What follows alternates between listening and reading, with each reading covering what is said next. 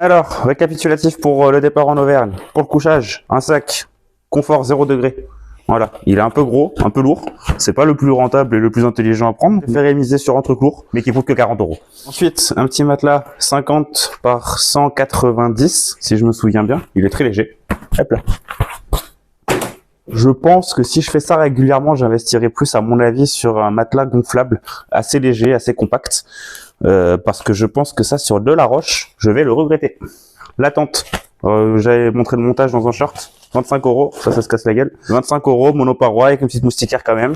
Ça va faire le taf très très bien. Niveau matos vidéo, j'ai des micros, des cartes SD, des câbles pour recharger mes appareils. Une petite poche étanche, pareil.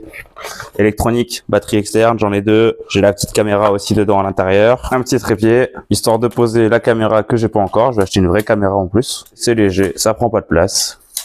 Hop là. Au final, il fait quoi, 1,5 m, je crois, maximum.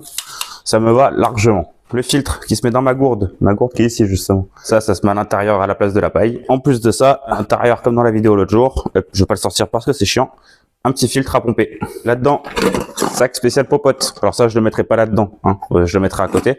Là-dedans, il y aura les lyophilisés, le petit réchaud aussi, qui avait pas coûté cher, on en avait parlé, la bonbonne de gaz et le café. N'oublie pas le café. Les petits bâtons de marche, 3 brins, ça se plie facilement.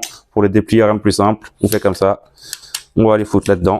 On tire, si ça veut bien, un coup sec. Pratique comme tout. Petite trousse à pharmacie, un sac à dos Quechua, acheté par ma petite maman. Elle a jamais pu trop l'utiliser malheureusement, donc on va lui faire découvrir la France. C'est peut-être un peu gros pour ce que j'ai à faire en soi. On est d'accord, 60 litres, c'est peut-être un peu beaucoup. Mais dans tous les cas, c'est lui que je garderai et c'est lui que je ferai traverser les massifs montagneux du pays. Un petit couteau.